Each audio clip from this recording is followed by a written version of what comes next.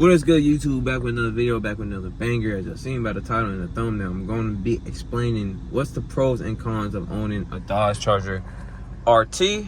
Right here, I got a 2021 Dodge Charger RT Daytona edition. You'll see the Daytona seats, the decals right here.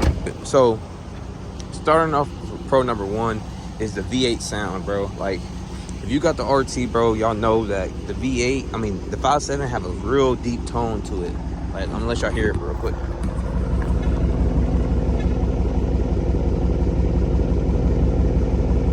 So yeah, the 5.7 have a real deep tone to it. So that's pro number one of owning a RT, is you get that V8 sound. Yes, it's not as fast as I would say the Scats or the 5.0s or Hellcats or SSs are not as fast as those, but you still get that 5.7 V8 under the hood, and you still get an aggressive sound. And it's a good daily. So when you're driving around, you still be able to feel it, So yeah, that's pro number one, the V8 sound, bro. Pro number two is the space you get in these cars, bro. And this is the reason why I got a Charger, not a Challenger, because I'm a man of comfort. And the Challenger, I drove the Challenger, it still got a good amount of space, but I really didn't want a 2-door. I wanted a 4-door, just in case I want to bring my family along, like my mom, my sister, my brother, my girl. I want to bring my girl along and stuff like that. I'm able to fit more people in here, and I'm able to, if I need to put stuff in the back, it's not a hassle of doing that. So the space you get with these cars is pretty good. So that's another pro I would say with owning this car. Pro number three, y'all. It is a great daily, bro. Like, and this is why I say you get the sound, you get the space, bro. Like, look at all this space I got. It's a great daily, bro. Like, if you wanted to daily one of these cars, you can. It's not a hassle. The maintenance isn't a hassle. You're able to drive it normal. Then whenever you do want to feel that speed, or you do want to get like a little thrill out of it, you're able to speed and still have that V8, So number three is, it is a great daily. Me personally, I think the 5.7 is like right there borderline as like I would say the best trim to get if it comes to dailying one of the trims out of the Chargers. Like, obviously like the V6 ones, but if you want to still be able to have that power and stuff, the RT is right there. It doesn't cost as much to keep up with it maintenance wise, and unlike the Scats and stuff, it's a little bit more in depth because you different brakes and stuff like that. So it's definitely a good daily. So that would be pro number three. And if I'm repeating myself a lot in this video, my bad. This wasn't really like a planned video. I just kind of thought about doing another part two. So pro number four is the potential this 5.7 have, right? So this engine, like, you're able to make some great amount of power out of this 5.7 and at a good cost-effective rate.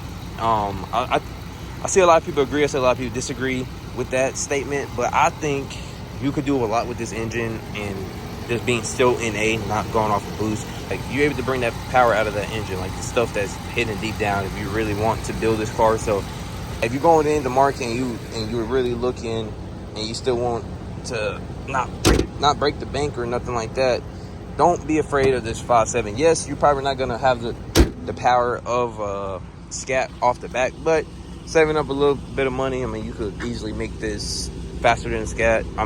Same power, or if not faster than a Scat. So the 5.7 has mad potential to it. Okay, so for the fifth pro of owning this car, it's the compliments you get, bro. Like, I kid you not, like, and I don't know if it's because mine's a Daytona version or what, but I get a lot of compliments, and it's pretty wild. Like, I didn't really get that with my Camaro or nothing. Mind you, my Camaro was a V6, but I get a lot of compliments on how the car looks, how nice the car is, the interior of the car. It was a lady at the gas station. She was obsessed with my car. She wanted to sit in it and all that, and it feels pretty good to get those compliments, because I get a lot of, as being a RT, I say being a Charger owner in general, but you get a lot of hate on the internet. Like, you get a lot of hate on the internet, but in real life, like, a lot of people give you a lot of good compliments over the car, and it's pretty amazing. All right, so moving on to the cons, bro. And y'all already know the first con what it will be. It is gas, bro. You're gonna be at the gas station, like, I mean, every day, damn near. No, I'm just kidding, not every day. But you're gonna be at the gas station more often than others, or more often than, I mean, someone that owns like a Toyota Camry or something like that. And it's just because you still have a V8, bro, so you still gotta spend a good amount of gas. Even though you're gonna be at the gas stations a lot, the good thing about it is you can run 89. I mean, you can run 87 with the RTs. Now, it is recommended that you run 89, but 87 is acceptable. So, and 89, I mean, it's not too expensive. Unlike the Scats, and this is what it goes back to where I'm saying, like, this is a great daily. Unlike the Scats, you have to run premium gas, and premium gas is expensive. So, having the ability to even run 87 if you're just, you know, don't have it at that moment is a good feeling too. I mean, like, you don't have the money, boom, put 87 in it. I mean, I hear a lot of people, it's a lot of up and downs, but just look at your owner manual and it would tell you it's acceptable, but 89 is recommended so your car could perform better. And I know some people run 91, but I have heard that running premium gas or running 91 doesn't really do anything. I mean, I guess you could say it's better, like, I mean, it helps your car. I guess obviously since it's better gas, it will help your car in the long run, but I have heard that it really doesn't do anything at all unless you get it tuned to run 891, or I don't know, something like that. Don't quote me on that. But gas, so gas is going to be one of the cons of owning this car.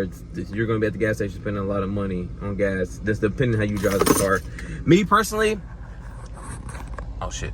Me personally, my girl, she dailies this, so I really only fill up probably, I want to say twice, maybe 3 times a week, just depending how the week is going, or what I do when I get my hands on it, you know. The second con of owning one of these cars is the safety concerns. And when I say safety concerns, what I mean is, as in, like, for example, I let my girl daily my car because how far I work from the crib, and I really don't want to be putting that many miles on it. I let my girl daily the car. So, and it saves gas too. So what I mean by safety concern is, you know, it's a Charger, bro. And you know, if y'all do know, Chargers are one of the top stolen cars in America.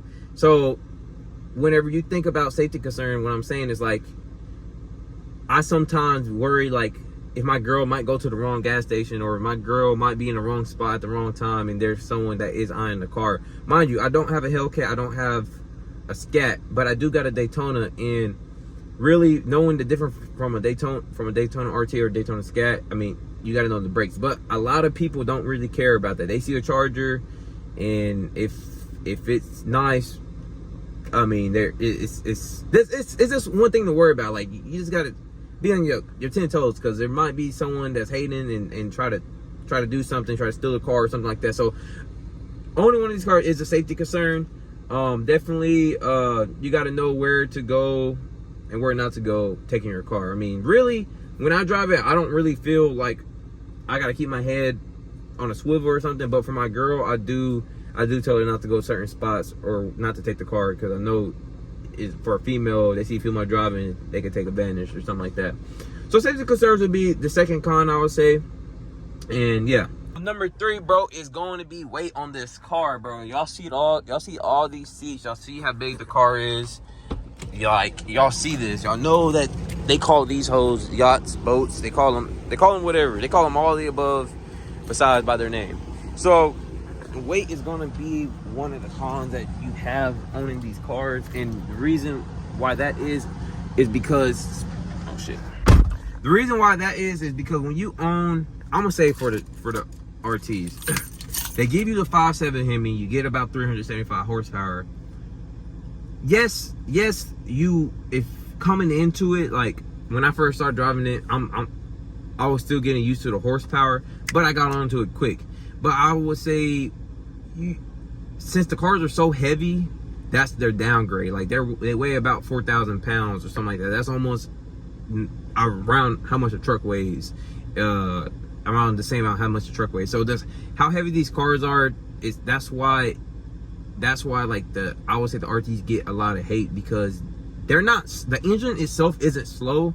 It's just the car is so heavy, that engine got to carry about 4,000 pounds, including your own body weight too, and however many people you got in the car. So weight will be one thing I would say is a con, but it's still not that bad of a thing. I only say that is a con is because if you're getting into the racing scene, if you're thinking of getting one of these cars and just straight up like racing and racing for money and really making that like a professional thing, then weight will be something you got to consider in there. But if you're just like how I make YouTube videos, I enjoy it, weight isn't the problem, because I mean, I really don't care. But that will be a con. For the fourth con, bro, is this Bluetooth. I don't know if it just bothers me or if it bothers y'all, but having this Bluetooth always delayed is irritating, because I would try to watch something or something like that inside the car if I'm parked up or something, and just knowing like this, watching it and seeing like the Bluetooth is so delayed on it. I don't know why it's like that, but it's so delayed on there. It's a bother. I mean, I have the Apple CarPlay, so I could disconnect it and watch it from there. But the Bluetooth is a con. It's not really that big of a deal, but it is a thing that I'll be like, I wish it was better. But yeah, Bluetooth. So another con I would say is how quickly you get used to the horsepower. What I mean by like getting used to the horsepower quickly is like eventually you're gonna want more. And I mean, you can say that with any car, but I think just with the 375 horsepower, like you get so used to it so quickly, like you just want to build to it. And that's kind of what I'm going through now. I got used to the horsepower that I just want more now. And I mean, that's just a natural human thing. It's a con for me personally. I'm not gonna say it's gonna be a con for y'all, but for me, it's a con because I got used to the horsepower pretty quick.